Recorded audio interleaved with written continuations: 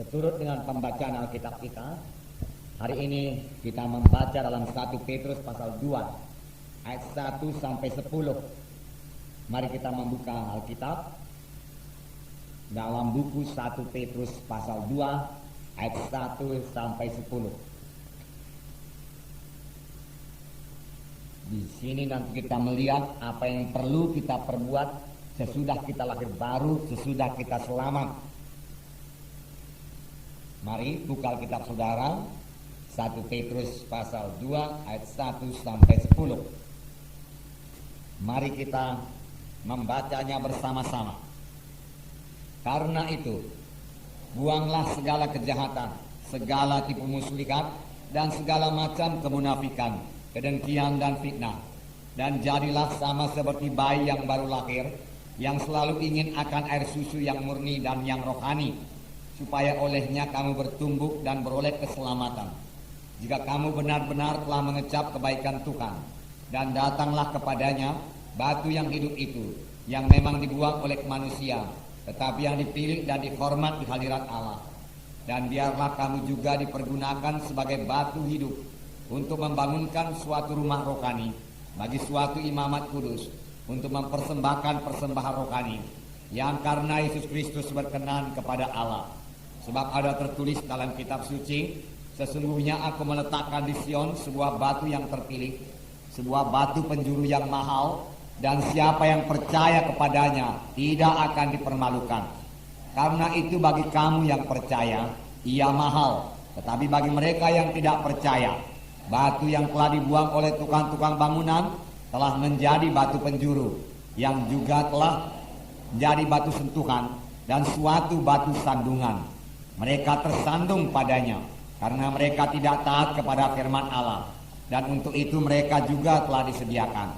Tetapi kamulah bangsa yang terpilih, imamat yang rajani, bangsa yang kudus, umat kepunyaan Allah sendiri, supaya kamu memberitakan perbuatan-perbuatan yang besar dari Dia, yang telah memanggil kamu keluar dari kegelapan kepada terangnya yang ajaib. Kamu yang dahulu bukan umat Allah, tetapi yang sekarang telah menjadi umatnya, yang dahulu tidak dikasihani, tetapi yang sekarang telah beroleh belas kasihan. Nah, saudara, firman Tuhan ini dimulai dengan perkataan karena itu. Karena itu, buanglah segala kejahatan, segala tipu muslihat, dan segala macam kemunafikan, kedengkian, dan fitnah. Saudaraku, kita yang membuang, bukan Tuhan yang membuang. Tuhan sudah lama membuangnya dari kita.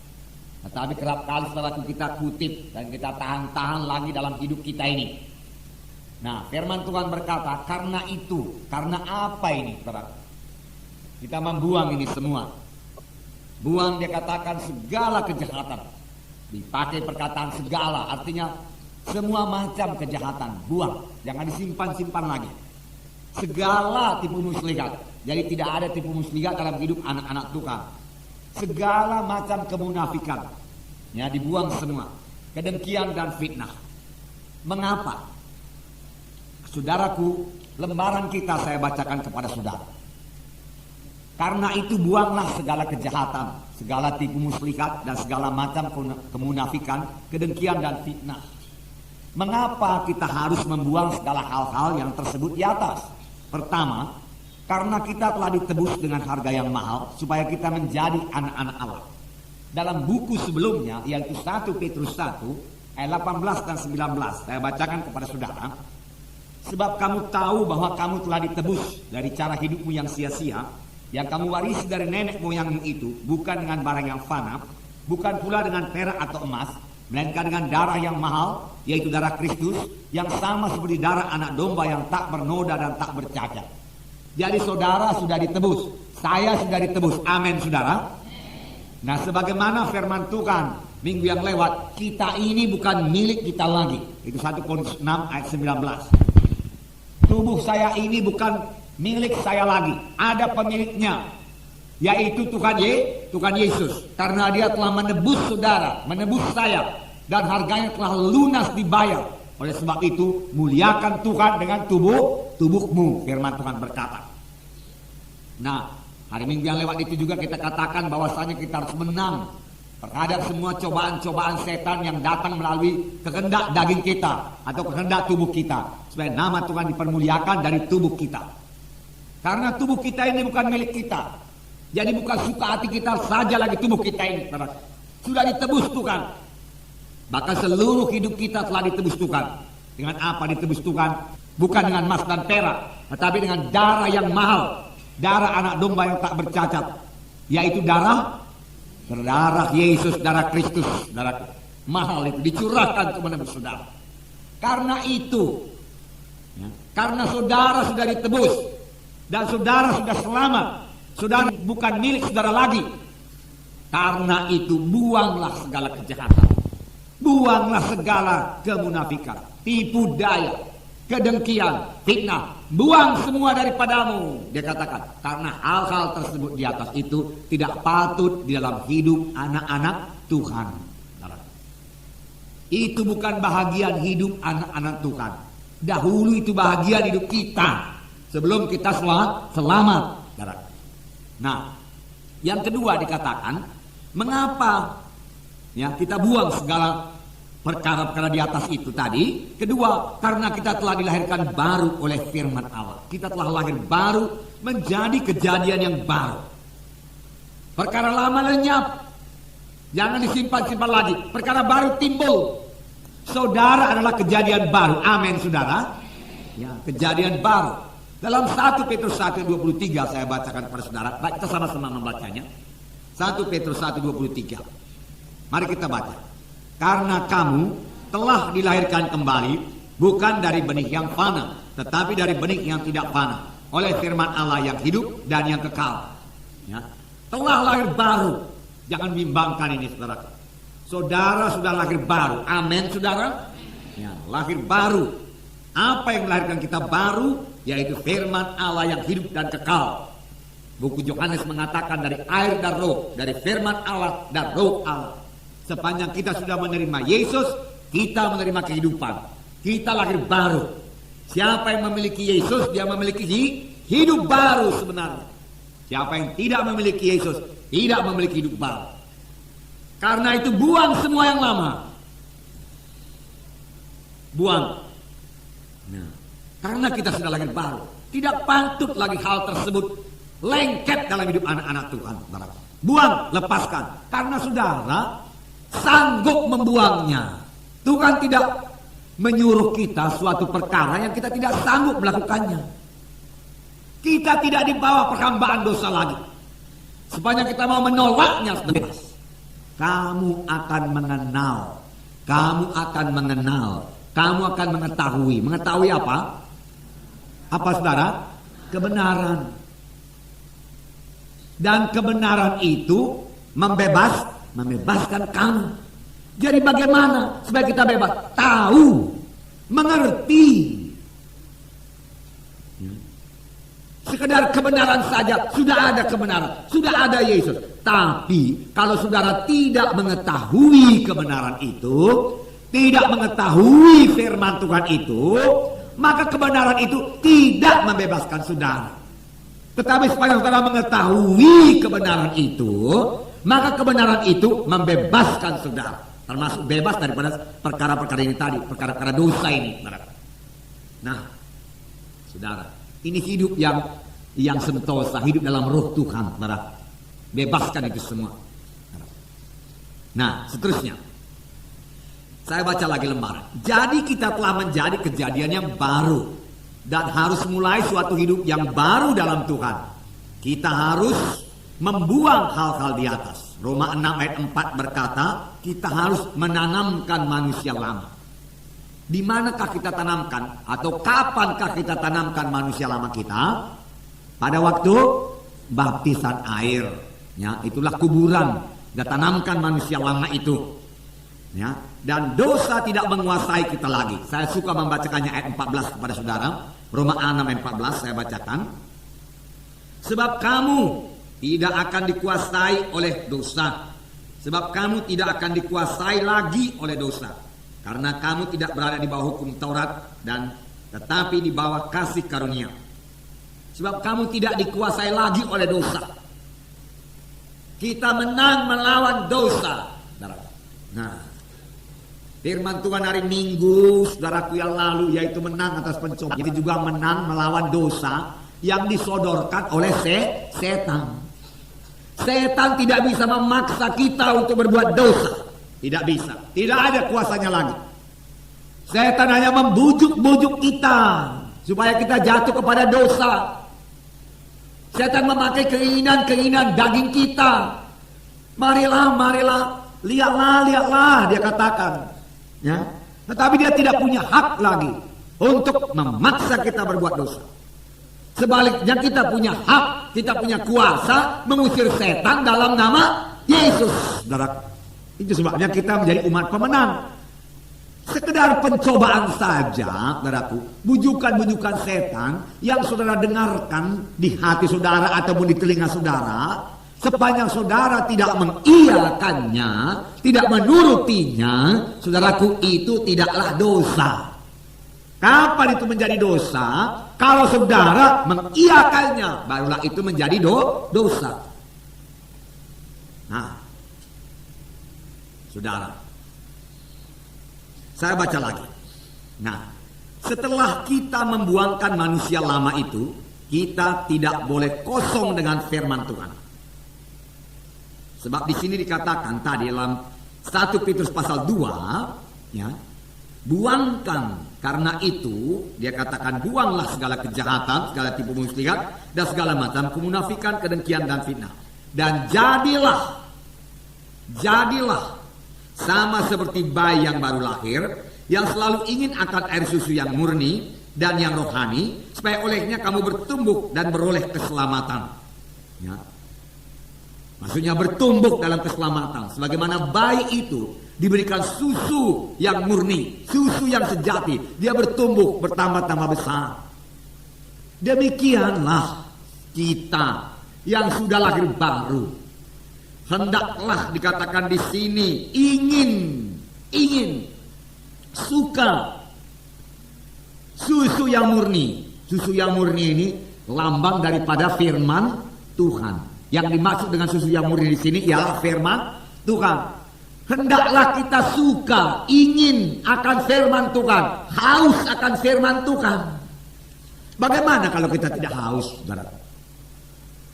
Sama sebagaimana anak-anak yang baru lahir, dikatakan di sini, kalau dia tidak suka minum susu, tandanya sudah ada penyakit. Ada penyakit. Demikian juga dengan rohani. Kalau kita tidak suka lagi firman Tuhan, saudaraku, sudah sakit rohani kita. Mari mohon kesembuhan dari Tuhan. Mari kembali kepada Alkitab. Mari baca Alkitab saudara. Roh Kudus akan menerangkan, memberikan pengertian kepada saudara, hingga saudara bertambah hari bertambah rindu akan firman Tuhan. Saudaraku, tidak terpermanai saudaraku berkat-berkat Tuhan yang bisa kita peroleh kalau kita mengerti sepenuhnya apa yang dikatakan firman Tuhan ini. Firman Tuhan ini ibarat suatu tambang. Bukannya tambang emas, tetapi tambang dari banyak harta-harta di dalam tambang itu. Dan itu sudah diberikan kepada kita sepanjang kita mengetahui isi Alkitab ini. Saudaraku, biar kita mengerti sepenuhnya apa yang ditulis dalam Alkitab ini. Saudara, beberapa minggu yang lewat atau minggu yang lewat pun saya singgung juga, saudara, mengenai seorang hamba Tuhan. Ibunya meninggal pada waktu dia berumur 11 tahun. Ibunya meninggal umur 37 tahun karena penyakit kanker. Lalu setelah dia menjadi hamba Tuhan beberapa tahun kemudian, dia bisa bersekutu baik dengan Tuhan. Dia pun penuh dengan roh Tuhan. Dia bertanya kepada Tuhan, Tuhan, mengapakah ibuku engkau panggil pada umur 37 tahun waktu aku berumur 11 tahun? Banyak kali sengsara yang menimpa aku, Tuhan. Bukankah engkau sanggup menyembuhkan penyakit kanker sekalipun? Tuhan berkata, aku sanggup menyembuhkan penyakit kanker. Aku telah menyediakan kesembuhan buat ibumu. Tetapi ibumu pergi ke satu gereja yang tidak pernah mengajarkan mengenai kesembuhan ilahi. Jadi ibunya tidak tahu bahwasanya kesembuhan ilahi itu adalah dalam Alkitab. sebab dia tidak tahu itu tertulis dalam Alkitab, dia tidak tahu bahwasanya dia bisa sembuh oleh kuasa Tuhan, dia terima saja penyakit itu, dia tidak melawan penyakit itu, akhirnya mati oleh penyakit itu. Oleh sebab itu pastikanlah saudara itu menjadi anggota satu gereja yang mengajarkan sepenuh-penuhnya dari firman Tuhan. Jangan sebagian kecil dari firman Tuhan, tapi sepenuh-penuh firman Tuhan. Saudara, rugi. Biarlah semua berkat Tuhan yang disediakan Tuhan bagi kita, yang bisa kita peroleh selama kita di dunia ini, kita peroleh di dunia ini. Dan berkat yang disediakan Tuhan nanti setelah kita meninggalkan dunia ini, kita peroleh lagi di sorga. Sebagaimana saya katakan tadi, ibu daripada hamba Tuhan itu ke sorga juga. Tetapi kan anaknya menderita. Seharusnya kalau dia punya iman, saudaraku, ya, untuk mengalahkan penyakit itu, ibunya itu bisa sembuh.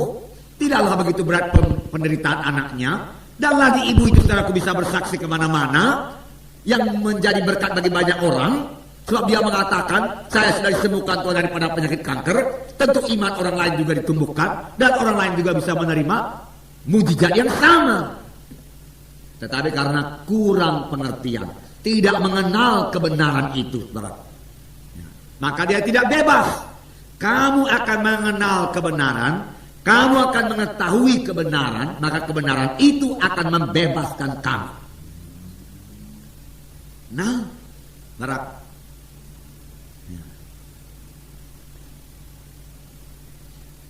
nah, ada yang beranggapan, saudaraku, kalau jadi orang Kristen ini miskin-miskin saja. Nah, sudahlah, miskin-miskin menjadi asal ke sorga. Ya, memang kalau kita mau hidup suci miskin-miskin. Padahal firman Tuhan mengajarkan yang lain dari itu. Firman Tuhan tidak mengajarkan demikian. Firman Tuhan mengajarkan keberkatan. Mengapa tidak keberkatan? Mengapa dia tidak minta berkat? Karena belum diajarkan kepada mereka. Boleh jadi gereja itu tidak pernah membicarakan soal uang pun, saudara. Lalu jiwa-jiwa tidak mengerti bahwasanya Tuhan mau memberkati mereka dalam bidang materi, saudara. Lalu keadaan tetap demikian saja sepanjang tahun. Ya, saudaraku, tentu saja kalau dia sudah lahir baru dan setia mengikut Tuhan, kalau dia mati nanti dia ke sorga. Tetapi dia tidak menikmati berkat Tuhan sepenuhnya. Seharusnya dia bisa bersorak-sorai dengan berkat Tuhan, ikut dalam penginjilan, ikut membangun gereja, ikut berkorban. Haleluya, saudara. Ya. Nah, saudara yang kasih dalam nama Yesus. Puji Tuhan, saudara. Nah, itu gunanya, saudara, kita mengisi hati kita, menggali isi Alkitab ini. Nah, supaya kita kenal kehendak Tuhan. Kaya firman Tuhan, kaya segalanya. Amin, saudara. Ya. Nah, saudara, saya bacakan lagi ya. Setelah kita membuangkan semua manusia lama itu, kita tidak boleh kosong dengan firman Tuhan. Matius 12 ayat 43-45. Mari kita baca bersama-sama. Bukalah kitab saudara. Apabila roh jahat keluar dari manusia, ia pun mengembara ke tempat-tempat yang tandus, mencari perhentian, tetapi ia tidak mendapatnya. Lalu ia berkata, aku akan kembali ke rumah yang telah kutinggalkan itu. Maka pergilah ia dan mendapati rumah itu kosong, bersih, tersapu, dan rapi teratur. Lalu ia keluar dan mengajak 7 roh lain yang lebih jahat daripadanya, dan mereka masuk dan berdiam di situ. Maka akhirnya keadaan orang itu lebih buruk daripada keadaannya semula. Demikianlah juga akan berlaku atas angkatan yang jahat ini. Kondisi hati yang bagaimana yang bisa dimasuki roh jahat. Setiap anak Tuhan yang memiliki ada tersurat dalam hatinya tidak bisa dimasuki roh jahat. Enggak bisa. Sudah. Roh jahat tidak bisa melanggar firman Tuhan. Apalagi anak Tuhan yang mengenal haknya sebagai anak Tuhan, yang punya kuasa mengusir setan dalam nama Yesus. Setan tidak bisa dekat pun kepada dia. Tidak bisa. Tidak bisa mempengaruhi dia apabila apalagi memasukinya. Enggak bisa. Tetapi di sini ada satu keadaan yang menyedihkan, saudaraku. Di sini dikatakan, ya, roh jahat itu keluar. Roh jahat keluar bukan menyedihkan, saudaraku. Ya, akan banyak roh jahat keluar dari jiwa-jiwa kalau kita terus mengabarkan Injil. Dia akan keluar, saudaraku. Akan lari daripadamu. Lari itu perkataan bahasa aslinya yaitu lari dengan ketakutan, lari dengan pontang-panting, saudaraku. Ya, jatuh bangun, saudaraku. Ya. Begitulah takutnya dia kalau kita usir dia dalam nama Yesus. Ya. Di hari-hari belakangan ini bertambah banyak setan lari. Ya. Saudara. Haleluya, saudara. Ya, haleluya. Nah, lalu ia berkata, aku akan kembali ke rumah yang telah kutinggalkan itu. Maka pergilah ia dan mendapati rumah itu kosong, bersih, tersapu,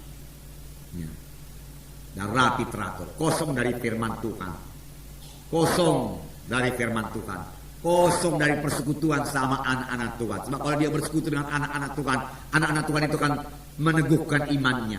Kosong, sama sekali kosong, hidup bagi diri sendiri. Nah, hidup untuk diri sendiri, dan ini tidak lain daripada roh humanisme yang sudah dipelajari di institut, saudara. Nah, lalu ia keluar dan mengajak 7 roh lain yang lebih jahat daripadanya, lalu masuk dalam orang itu, dan keadaan orang itu secara lebih jahat daripada keadaannya semula.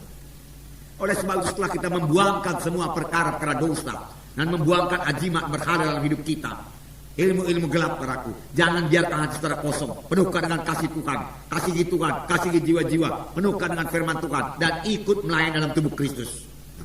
Ambil bagian, saudara, bersaksi, saudaraku, bersama-sama dengan anak-anak Tuhan yang lain, saudara. Bekerja sama, bersatu dalam tubuh Kristus. Jangan di luar tubuh Kristus.